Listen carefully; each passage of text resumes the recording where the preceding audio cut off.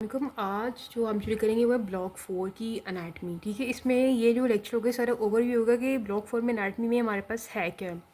Basically हमने देखें, जब हमने फर्स्ट ईयर में पहला ब्लॉक पढ़ा था उसमें हमने बहुत बेसिक चीज़ें पढ़ी। उसके बाद हमने सेकेंड ईयर में हेड हमने पढ़ा अपर लोअर लिम्ब। हमने फिर थर्ड ब्लॉक में पढ़ा था हार्ट के बारे में, नहीं CVS और रेस्पिरेशन के बारे में। बाकी अभी हम GIT के बारे में पढ़ेंगे इस ब्लॉक में।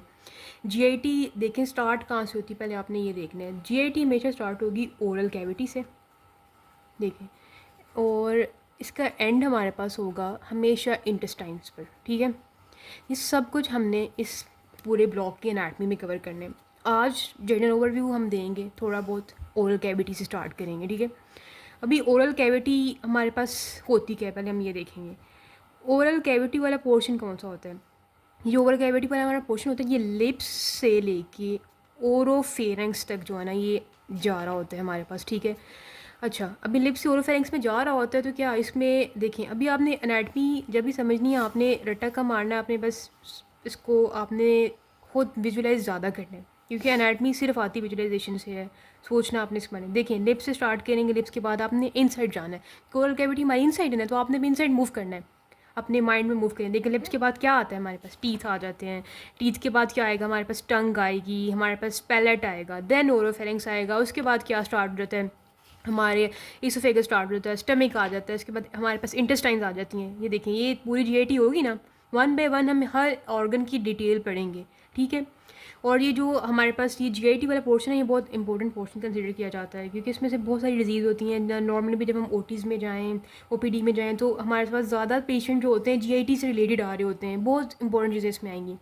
हम ओरोफेरिंग से स्टार्ट करते हैं जी, नॉट ओरोफेरिंग, सॉरी, ओरल कैविटी में सबसे पहले हम जाएंगे, ओरल कैविटी को डिवाइड करेंगे। मैंने आपको बताया कि ओरल कैविटी ओरोफेरिंक्स जाती है, इसमें बहुत कुछ आता है, तो उसको हमने देखें। ये तो हमें पता है इसमें बहुत कुछ आता है, तो ये सबको पता है कि आपने किसी से भी आप पूछेंगे कि आप अपना मुंह ओपन करें, इसके अंदर क्या क्या चीज़ें आ रही हैं, तो फिर एक लेमैन में और एक मेडिकल स्टूडेंट में क्या फ़र्क है हमारे, हमें ये बताएं। तो उसको एनाटोमिकली उन चीज़ों के नाम आते होते हैं। ठीक है, अभी ओरल कैविटी को दो चीज़ों में हमने डिवाइड करना है। एक हमारे पास है ओरल कैविटी वेस्टिब्यूल, दूसरी को हम कहते हैं ओरल कैविटी प्रॉपर। ठीक है, अब ये वेस्टिब्यूल क्या होती है, प्रॉपर क्या होती है, हम ये बारे में इसके बारे में देखें। देखिए, ओरल कैविटी में हमारे पास आ जाती हैं टीथ आ जाएंगे, हमारे पास हमारा चीक वाला एरिया आ जाएगा। इसके बाद देखिए, अगर आप ओरल कैविटी में, तो हमारे पास टंग आती है, पैलेट आता है। ठीक है, और वेस्टिब्यूल। सबसे पहले हम वेस्टिब्यूल देखते हैं। मैंने इसका नाम तो रख दिया वेस्टिब्यूल। ये ओरल कैविटी वेस्टिब्यूल क्या है? जब भी आपको सवाल आना है पेपर में, MCQ आना है, कहना है what is oral cavity vestibule, या किसी भी तरह क्लिनिकल बेस सवाल आएगा उसमें हम क्लिनिकल भी इसके बारे में पढ़ें। तो ओरल कैविटी वेस्टिब्यूल होती क्या है? जो हमारा होता है ना टीथ का रीजन, और ये हमारा चीक्स का रीजन, इसको हम कह रहे होते हैं ये है ओरल कैविटी वेस्टिब्यूल का पार्ट। अभी जो हमारा टंग वाला एरिया है प्लस हमारा जो पैलेट वाला एरिया है ना, इसको हम कह रहे होते हैं ये ओरल कैविटी प्रॉपर का पार्ट है। अभी आप इसे भी देख सकते हैं, P for proper and palate. Palate के देखिए, ये टंग एंड पैलेट ऑपोजिट ही है, तो इससे आपका थोड़ा सा कॉन्सेप्ट या फिर रट्टा आपका आराम से लगाया जा सकता है। सही हो गया। अभी आप आ जाएँ, अगर पैलेट की ही हम बात करते हैं, ये पैलेट टंग ये सब कुछ हम आगे बहुत डिटेल में पढ़ेंगे। अभी सिर्फ एक ओवरव्यू वीडियो है, लेकिन ये सुनिए आपने ज़रूरत ताकि आपको आइडिया हो। अच्छा, पैलेट में क्या होता है? हमारे पास सॉफ्ट पैलेट होता है और हमारे पास हार्ड पैलेट होता है। जो एंटीरियरली आता है ना हमारे पास, वो होता है ये वाला हार्ड पैलेट। ये जो सॉफ्ट पैलेट होता है ना, ये पोस्टीरियरली आता है।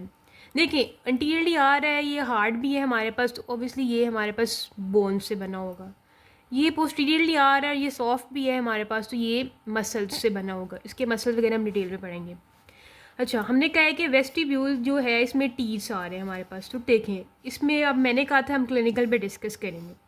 तो हमारे पास टीथ में जो हमारा सेकंड मोलर टूथ होता है ना, आपको पता है हमारे पास molar, pre molar, incisor teeth की टाइप्स होती हैं। जो हमारे पास सेकंड मोलर हमारे पास टीथ है ना, या टूथ कहने, no teeth, because teeth is the plural, here only one molar.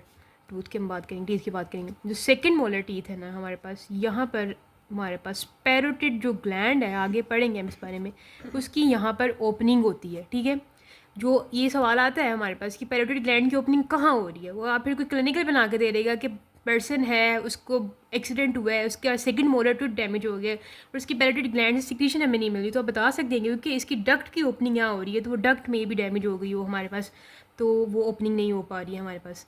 इसके बाद जो टंग है ना, इसके बारे में हम थोड़ी चीज़ें पढ़ेंगे। जो टंग है ना, ये देखें, ये टंग है। टंग में भी हम करते हैं divide anterior two third and posterior one third. जो इसकी एंटीरियर टू थर्ड है ना, यहाँ पर कुछ पेपिलाज होते हैं।